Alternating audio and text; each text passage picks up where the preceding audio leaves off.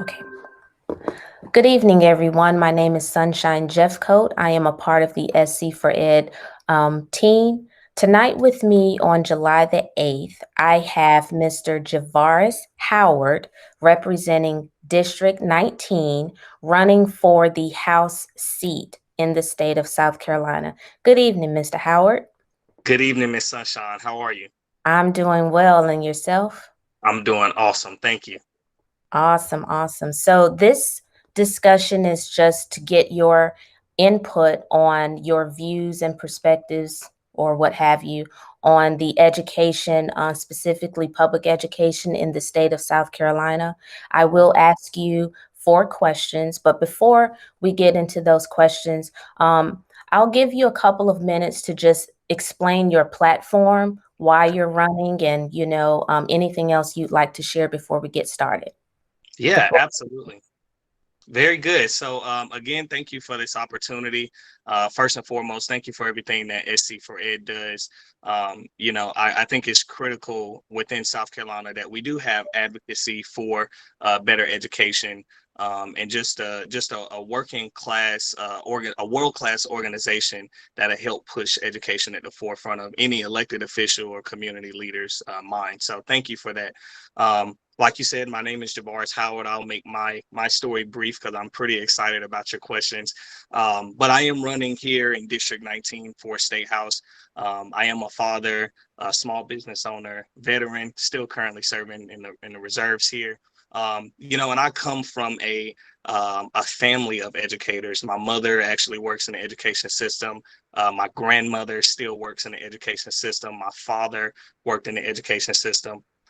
So I am super, super excited for that to be such a big part of our platform. Obviously, we want to focus on, Veterans Affairs. We want to focus on economic development, small business leadership. But at the top of that list is education.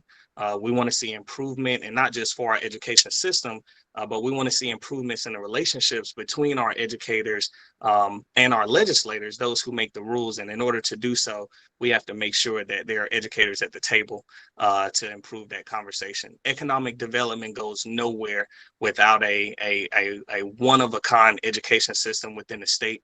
If you're in the business of improving the economic development, bringing businesses, etc., that exact thing is on the forefront of their mind, right? Can we develop and train their workforce that they're going to want access to? Do we have a school system that's ready to take care of their youth and their children, not only for the senior executives within that company, but also down to every employee that's within their business? So I'm excited to join the ranks of some already great leaders that are fighting for better education in South Carolina, and join the fight and start making a difference there. Awesome, awesome. And thank you for your service Absolutely. to our country. We definitely are grateful for you Thank and you. um, and your platform that you are potentially going to serve. Fingers Mhm. crossed. Yeah, thank you. I don't know you, but Yes. you never know. Awesome. Wishing you well during this time. So let's get started into the questions. Awesome. The first question is, what is your opinion of the state of public education in South Carolina today? I know you just briefly touched on it, but just kind of expound on that a little bit more. Yeah, awesome. So I think it's no secret for anyone that does even the slightest research about South Carolina, or that has students within the South Carolina education system. Maybe they volunteer, etc. There's some really key problems that have been problems for quite a while now. We know that teacher pay is something that we hear a lot of people talk about, and I think just now it is finally time for us to absolutely go further with that. We know that classroom size is an issue here. And there are still, just like it was when my mom would take us to the store after bringing us home from school and go get additional supplies for her students out of her own pocket. We know that that's still happening right here in South Carolina. And as much as we appreciate that, and we appreciate educators for going the extra mile, it's time now for us to start seeing the school system be able to provide adequate supply for students to get by what they need, the materials they need to have success in our education system. I want to make sure that we take on some of those other conversations that we've seen start up and kind of go away based on retirement and retaining great educators, et cetera. So South Carolina has quite a bit of work to do. I feel like we're moving in the right direction because we're hearing more conversations and we're hearing about more opportunities to bring these issues to the table and discuss them. I'm liking all the ideas that we're hearing, but none of those ideas should not involve an educator, so we can make sure that we're all on the same page there. Awesome, awesome. Thank you. So, if elected, what would be the first step that you take to improve the public education in the state of South Carolina? Yeah, so I think for me, the first step is I'll just bring it around what's going on currently with this pandemic. I think the pandemic has given us an opportunity to really see where we are as an education system. I don't think there were too many people that were prepared for COVID-19 per se. I do want to applaud Greenville County in having some opportunities for students to go mobile and take on e-learning, but I am a parent and my kids go to school here in Greenville County, and I'll tell you, it was tough. So for me, I have 3 children. I can imagine for anyone that has more little ones, you had to develop that role. And I won't say as a teacher because there's far more education that goes into that and training to be a teacher. But you had to really take on that role to then become the tutor and the after school provider and the middle of the day provider. And it made you gain new appreciation for what teachers go through on a daily basis. But it also helped highlight some issues that we were having. I was reading an article not too long ago about how many students haven't been able to be reached with the education that they need access to. Right.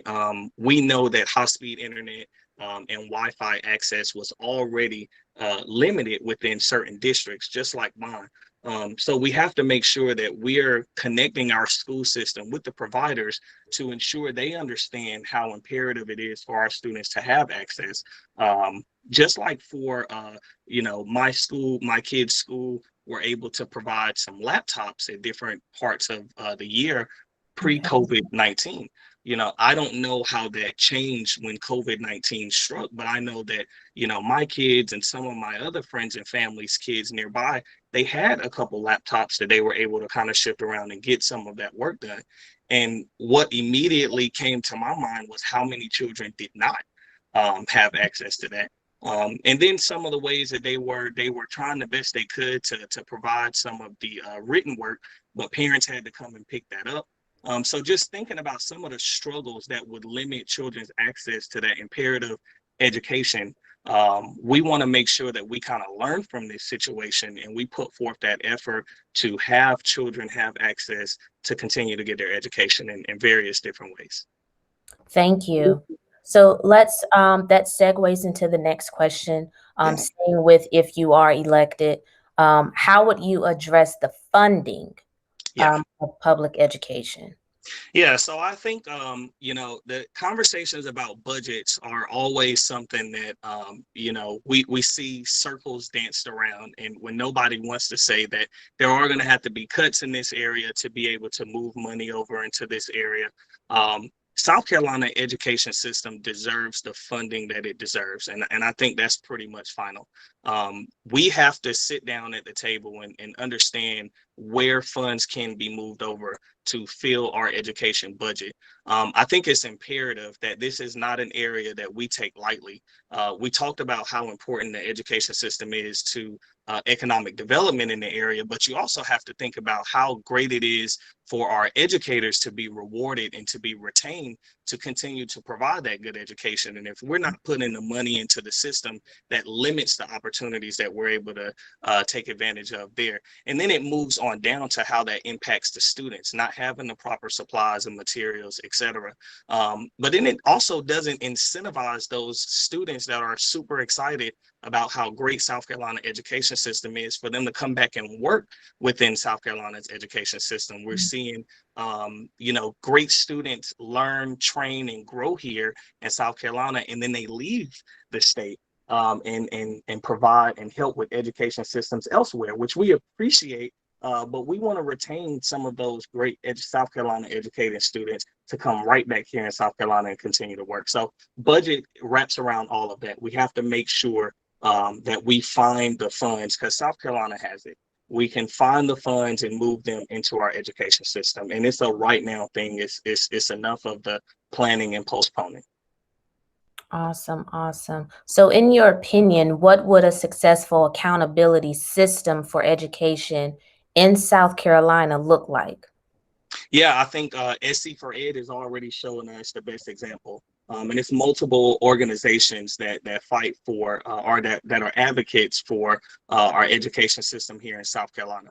I think what's so unique about them is we see a lot of community leaders.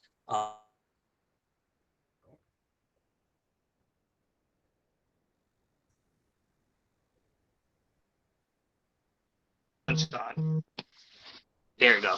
You're there. You're okay, awesome.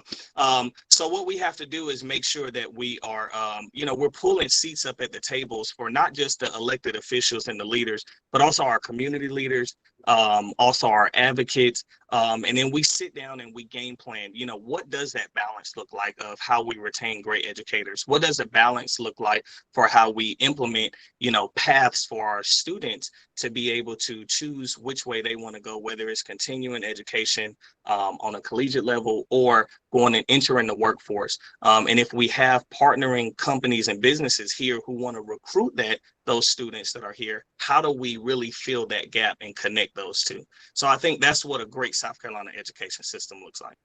Awesome, awesome. Well, we still have some time, so Awesome. feel free to share anything else regarding public education in South Carolina, your maybe intended agenda if you are elected, just whatever you'd like to share additional. You have all the time in the world. Okay. With Awesome. that. Well, one thing, I don't feel like I probably touched on the best, and I want to make sure I take advantage of it, is for educational support personnel, ESP. I always forget the acronym. I want to highlight that. I want to say that, throughout my mom's time and my father's time of being educators or participating within the education system in North Carolina, they always had something additional. And whether they were a bus driver or they took on after school or they took on early care, is one of the programs that they had in North Carolina, where they would come to school first before everyone else to kind of help out and get everything organized for the day. We have a lot of that going on right here in South Carolina, and I think it's imperative that we make sure that we are filling those roles with the personnel who are doing it because that's something that they love, and maybe not so much out of necessity. My mom's pay, even back then as an educator, wasn't enough, that she couldn't go without the earnings that she would get from bringing the kids to school as well and driving a bus. So one of the things that I want to make sure that we take a strong look at is, educators that are participating in multiple things within the school and rewarding them for how they're doing it, but also make sure that we put good time and focus into how we recruit other personnel to help out with some of those vacant positions. Sure, sure, sure. Well, thank you so much for the time that you've taken to chat with me Yes, on your stance with as it pertains to education. sure. SC for Ed definitely appreciates the service that you are putting into your platform, Thank you. and I think that they would offer their support to you as well. So just hold on the line just a second. But Awesome. again, thank you for joining me. Okay, Yes, indeed. Thank you for your time, Sunshine. thank you. Yes, ma'am.